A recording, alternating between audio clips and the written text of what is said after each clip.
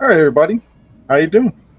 It's been a while since I've done just a regular episode for you. If you haven't been paying attention to the channel, I've been doing quite a few play-by-play watch-alongs. Those have been fun. I'm going to continue to do them as I've told you on the watch-alongs. But I wanted to get back to doing an episode because something I would say newsworthy did happen yesterday. And we're going to talk about that. Not necessarily associated with the NBA playoffs, although something did happen in that as well. But got to talk about Carmelo Anthony to start it off. Carmelo Anthony called it a career yesterday. I mean, you could tell that from the title of the video as you clicked on. So, my main question is how do we remember Carmelo Anthony's career? Because, I mean, if you look at just his numbers, averaged about 23 a game, 6 boards, 3 assists, shot 45% from the field, 36 from three, 81 at the line, PER of 19 and a half. So he's obviously going to be a Hall of Famer. No doubt about that. Not one bit. I feel like we all can agree on that. But I guess looking deeper than that, how will he be remembered? I guess to give some more accolades on him, he was 6-time All NBA, 10-time All Star. He was the scoring champion in 2012 2013. He was on the All Rookie team 0304, member of the 75th anniversary team. So, look, all the accolades are there for him. And so, for me, the way I look at it is Carmelo Anthony was a really good scorer. I feel like at times, basically most of his career, it seemed like teams had a difficult time building offenses around him because of his offensive ability. A lot of times when the ball got into his hand, he could make a play for himself. Although he does have, I think his career high for assists in the game was like 11. I'm assuming he wasn't feeling good that game. Because most of the times when you saw Carmelo, he was either in the right block, throw it down to him face up, quick little jab move, pull up, or quick move, get to the rim. He shot the three really well, but offensively, gifted. I remember that Syracuse, the freshman year, his 1 year at Syracuse when they won the title. I actually looked at him and then a young LeBron James that was in high school, of course. I thought Carmelo Anthony was going to be the better prospect. Like I said, I'm being honest with you guys. I'm not gonna sit here and lie about that. I really thought Carmelo Anthony was going to be the better player, better pro, however you want to, you know, separate it. Not to say he was a terrible pro or anything. He just obviously was not LeBron James. Like I just said, doesn't mean he was a terrible NBA player. So I think what he'll be remembered for is maybe one of the maybe like top 5 bucket getters. I mean, it's not a bad thing to be remembered for. Offensively, he was gifted. Defensively, I guess if I said below average, that'd be nice. But he would have moments where he would show something defensively. I'll give him that. I'll give him that for sure. But I guess grand scheme of things, Carmelo Anthony goes into the pile of superstar players that could never win an NBA championship. And I still think that there was probably 2 pivotal moments in his career where I thought he probably sabotaged himself in his pursuit of a title. I thought the Denver teams that he was on, I'll talk about the Denver team when they got Billups, they had Iverson there, Kenyon Martin, they had Nene. I thought those teams were good enough to possibly win a title at a certain point. I think the report was he and George Karl didn't see eye to eye. I think George Karl was trying to get him to do more defensively or something like that. Don't quote me on it, but I believe that's what the story was. So he wanted out. So I think that was the first moment where he kind of sabotaged himself. I thought the second one was that free agency he had where the rumors were it was either Chicago or New York. Problem was New York could offer more money than Chicago could, even though Chicago was the better team with pre-injury Derrick Rose, Joakim Noah, those Bulls teams. And he chose New York. I really thought if he picked Chicago, he probably wins a title. Now, of course, hindsight, at that time you wouldn't have known Derrick Rose was going to blow out his knee and completely change the course of his career. But who knows? What if with Carmelo there, Derrick Rose doesn't, he wouldn't have to do as much offensively. So maybe Derrick Rose stays healthy. I don't know. But we will never know. If you're a Marvel fan, maybe there's an alternate universe out there where Carmelo chose the Bulls, Derrick Rose doesn't get hurt, sorry, and the Bulls become some type of mini dynasty. I don't know. But unfortunately, it didn't happen that way. So I thought those two moments were probably his best chances at getting a title. I know he tried to latch on with some teams later in his career, but that was it.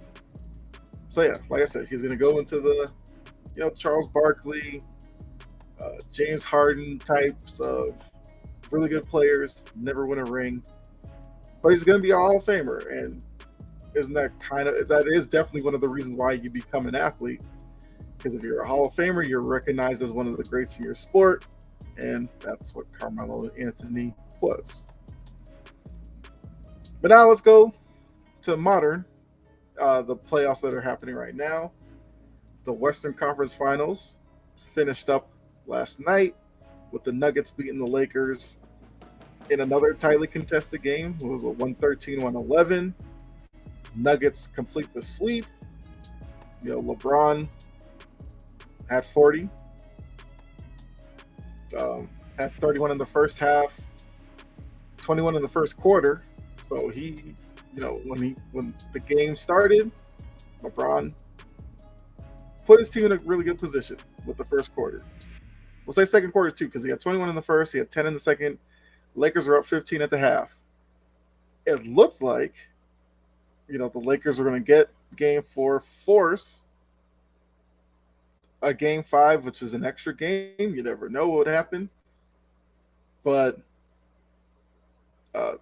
unfortunately for the Lakers as well as their fans, LeBron's 40-point game was kind of spoiled because of, I guess we'd say, lack of production from, D'Angelo Russell again was a no-show. That was his whole issue in this series, which makes you wonder about his future. Number one, do the Lakers invest in him in a new deal, multi-year type deal, hoping this doesn't become a regular occurrence? You also had Anthony Davis, who did score 21, but I would say it was a very quiet 21, because I think he did a lot of that in the fourth quarter, which, don't get me wrong, that is when you have to perform in the fourth. Problem was, LeBron did so much in the first half. Second half, he only scored 9 points. So, safe to assume, the 38-year-old LeBron emptied his tank in the first half. 15-point lead. He needed somebody to step up to, I guess, carry them home. and nobody stepped up. Well, okay, the important.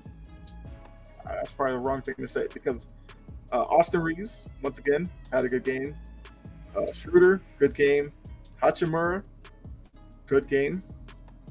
But AD, Russell, who D'Angelo Russell, with that trade deadline deal where they got rid of Russell Westbrook, was seen as the major player in that trade that swung it in the Lakers' favor. But in the biggest moments, he didn't show up. So now you look back at that trade because also with Russell's ineffectiveness in this series, Malik Beasley, by the time basically the playoffs got underway, had been relegated to the bench. I don't remember the last time I saw him.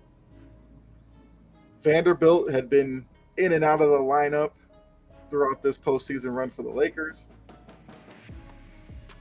Thank God. Who else? Mo Bamba, who was in street clothes most of the time with the Lakers.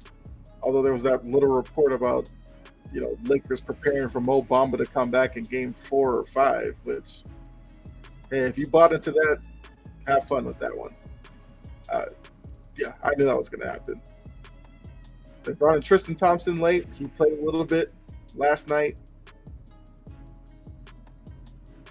You noticed him on the floor, I guess. Well, he had a bucket or two. Try to show some emotion. So I wouldn't say that was necessarily a net loss putting him on the court. But, what did we learn from this series is that Denver, despite, whatever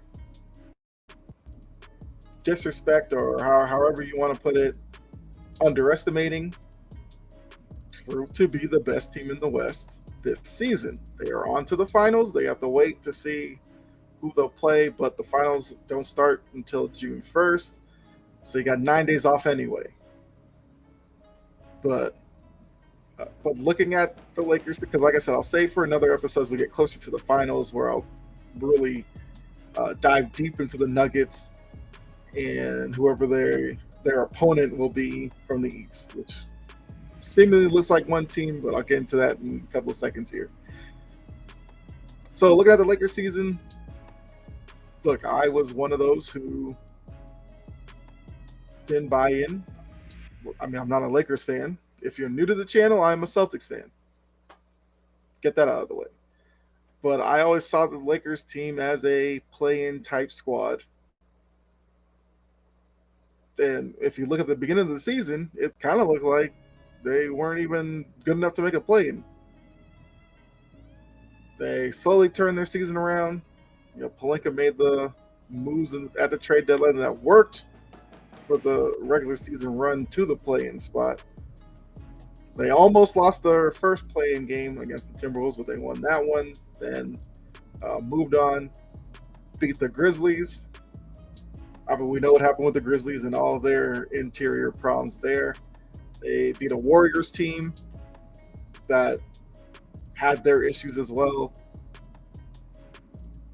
But they couldn't, I guess, strike gold for a third straight series. And again, went up against a Denver team that just came at the Lakers from different,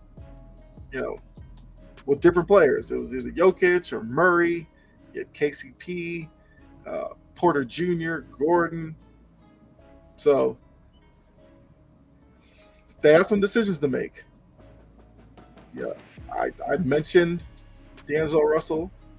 He is a free agent. Have a decision to make there. Austin Reeves, free agent.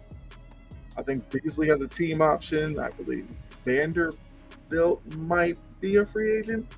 Or it's like another year in his deal. Can't remember. Hachimura, free agent. The Kyrie Irving rumors are circulating. I believe I saw something about a Trae Young possible rumor to LA. Then after the game, you had LeBron seemingly hinting at thinking about retirement, whatever that means. So the Lakers offseason is going to be interesting. We know it's going to be covered heavily because they're a brand. That's why. So I would like to see them not necessarily, I guess, go all in and be forceful with trying to bring in Kyrie Irving, because I mean, I mentioned this before in previous episodes. I think Kyrie's days of really affecting winning are long gone. I just wouldn't do it, especially with LeBron's age. He's going to be 39 next year. I think you start building towards the future, because with LeBron, it could be 1 year, maybe 2 if you're lucky. You don't want to leave yourself in a situation where LeBron ends up retiring, moving on, whatever, and you have literally nothing to show. So if I'm the Lakers, I put my time into Hachimura, Reeves. If you don't go with D'Angelo Russell, go with another younger guard, and just leave Kyrie Irving to do whatever Kyrie Irving wants to do. That's what I would say. But I mean, look, Celtics fan, I'll take the Celtics hat off. Just looking at it from the outside, just watching basketball. Made the Western Conference Finals. You'd have to say that's a successful season. So there we go. Now to my team. Can the Celtics force a Game 5? So it's an interesting question, because can they? Yes, because as KG once told us, anything's possible. Am I banking on it? There's about 5% of me that sees the Celtics winning Game 4, forcing a Game 5. Now, I will say, if they win Game 4, Game 5 would be back in Boston. The percentage of me thinking the Celtics could do the unthinkable might go from 5% to 7%. You take a Game 5, now you're forcing the Game 6 back in Miami. Now we're up to maybe 15%. If the Celtics somehow turn this around and force the Game 7, look, we're up around 65%. But it's gonna be difficult. A lot of people have been asking, especially on the Sports Everbright Network, which, if you're new here or you've seen a few of these videos and you haven't gone over there and subscribed, because I am over there Mondays, Tuesdays, and Thursdays, please do so. But Miami is a confident team. I don't care if you're the underdog or what. I think confidence is the great equalizer in matchups like this, where Celtics are seen as heavy favorites, which, if you bought into that ESPN BPI garbage about Celtics 97%, Heat 3%, look, that's on you for believing that. I thought the percentage was way higher for Miami, because I understand, one, what Miami's done in this postseason already. Like, if you're going to give them 3%, that means you're downplaying the Bucks series win. The Knicks series, I guess you could downplay that a little bit, because the Knicks, we knew, were playing with house money because nobody saw them as a second-round team. And based on their talent, most people were like, maybe they went around, get eliminated in the second round. So the Knicks kind of went as far as they were supposed to go. But now they've come out in this game. Jimmy Butler has been the guy. The big difference in this series has been the others, as to borrow a phrase from Shaq. Because if you look at it, Jimmy Butler in this series is averaging 26 points a game. Despite what ESPN, TNT, and all of them will let you know, Jason Tatum's averaging the same amount of points in this series. 26 a game. This is what I've been saying. Twitter, Facebook, you name it. Butler and Tatum have basically played to a draw. It's just been the other players. That's been the difference. Look at the Celtics. Jaylen Brown's averaging just shy of 17 points. Downgrade. Robert Williams is averaging 12. You're fine with that. Brogdon's averaging 11. Slight downgrade, but I'm okay with that. Derek White's averaging 10. I said that's a slight downgrade. Fine. Grant's averaging 11. Fine. Horford's averaging 6. That's a definite downgrade. That's an issue, especially with the three-point shooting. because Horford's been getting some open looks. He's only shooting 23% from three. Big issue. Look at Miami. Once again, Butler, 26, Tatum, 26, but the Heat. Caleb Martin, almost 20 points a game. Did not see that coming. Upgrade. Bam Adebayo, 18 points a game. To be honest, that's a slight upgrade to me because I thought Adebayo might be like a 15-point per game guy. Gabe Vincent, 18 points a game in this series. Major upgrade. Duncan Robinson, 12. Upgrade. Strus, 12. Upgrade. So that's been the major difference in this series. Now, can the Celtics right the wrong of the first three games? Of course. I mean, I like, I guess, the talk from them about, don't let us win one.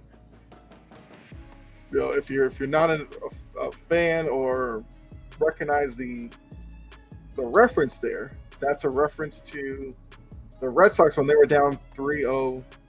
I believe it was the ALCS against the Yankees, the hated Yankees. Kevin Millar, in an interview before Game 4, said the same thing. Don't let us win a game.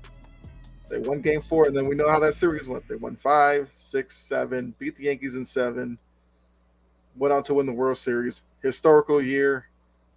So it's been done before. That's baseball. It has not been done in basketball. Usually 3-0 deficit is a death sentence for a team.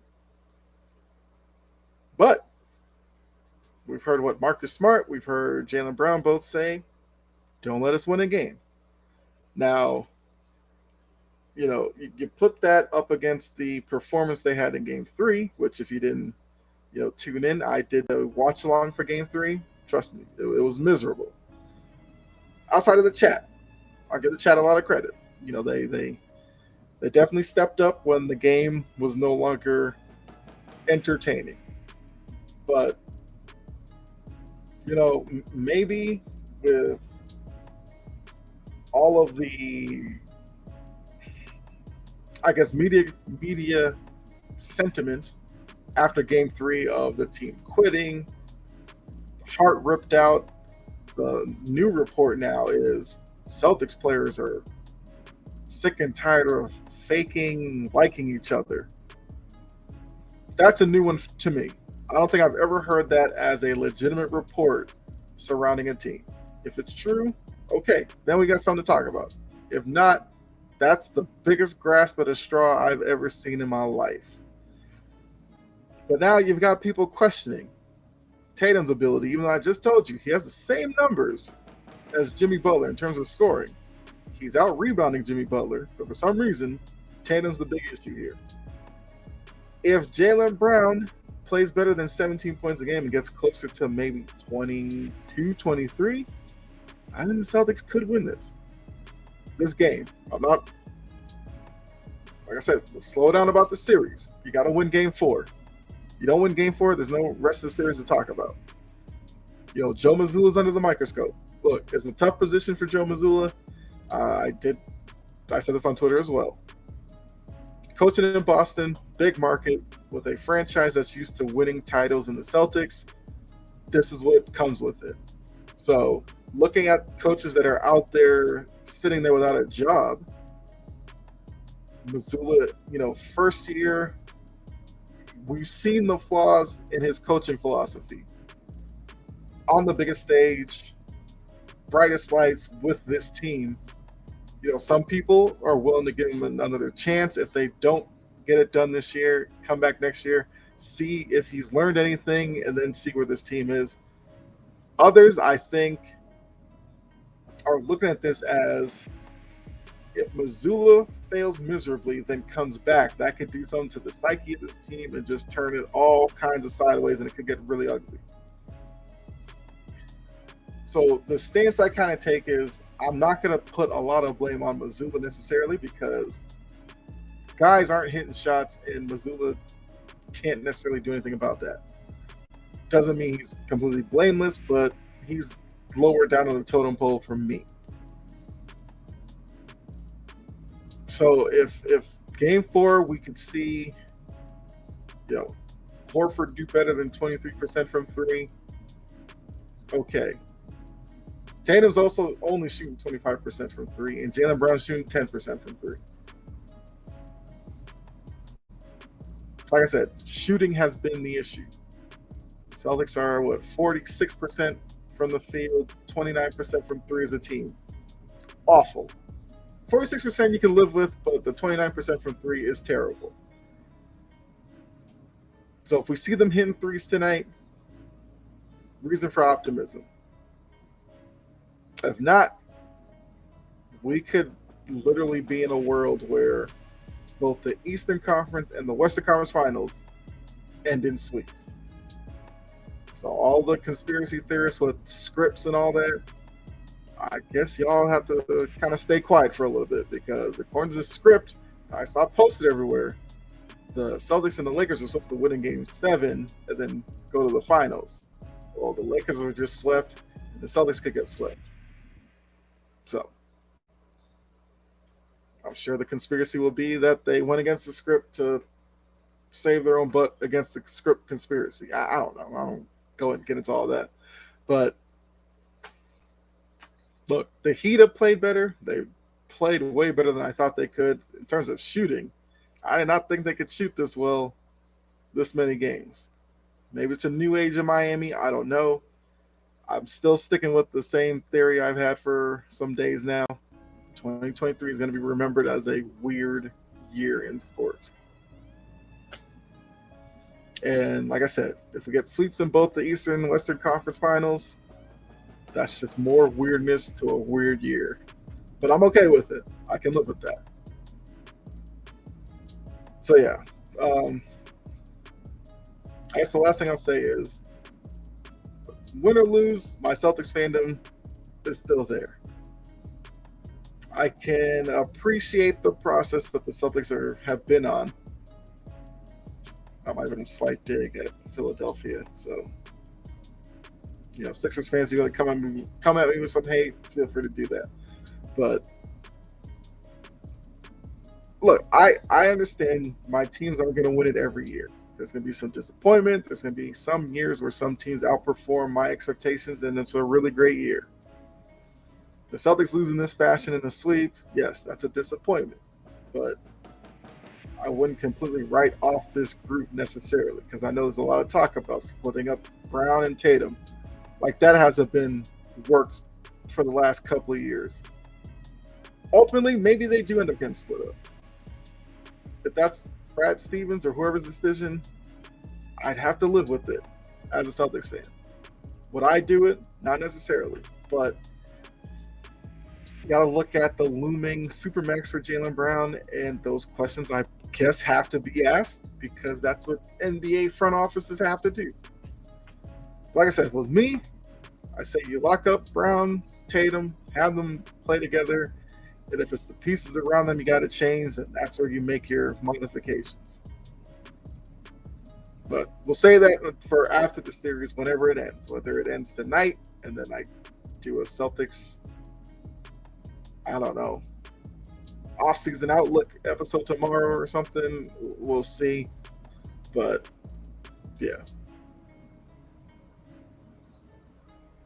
I guess I'll end it with congratulations, Nuggets, because I think that's in order. If you follow the Facebook group or follow me on Twitter, which if you don't, what's wrong with you? I mean, if you don't, I get it. There's plenty of people out there. But I did predict Celtics Denver back in January, February, meeting in the finals. So I got Denver right. I can take some claim for that.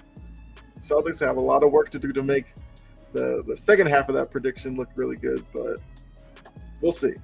We'll see what happens. I mean, I unfortunately I can't do a watch along for the game tonight because I have the Big Three over on Sports Empire Network.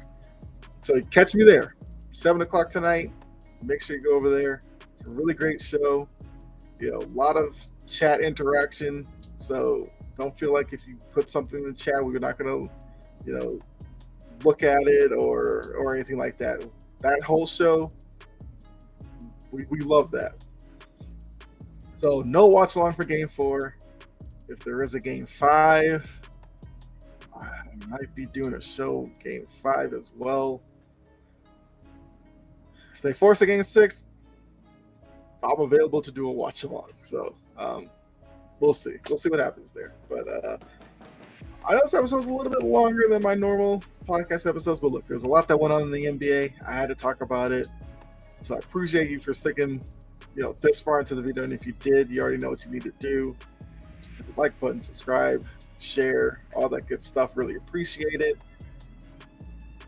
If you're into gaming streams and all that, I know I've done a few of them. I'm trying to work out a way to do more of them. So, if you are a fan of Twitch, follow me over there, because I am going to try to start doing some more gaming videos over there as well. But really appreciate all of you. I say it all the time. I appreciate the momentum, however little momentum there is on the channel. I appreciate it. Look, I understand it's a slow build, and I have you guys to thank for that. So with that, enjoy the rest of your day. Remember, 7 o'clock, Sports Empire Network. That's where I will be if you need to find me. But be safe out there. God bless. I'll catch you in the next episode. Hopefully there is a Game 5 to look forward to for the Celtics that I can talk about. But if not, tonight could be the last of Celtics basketball. I'm not ready for it, so I'm hoping they pull one out. But yeah, enjoy the rest of your day. I'm out.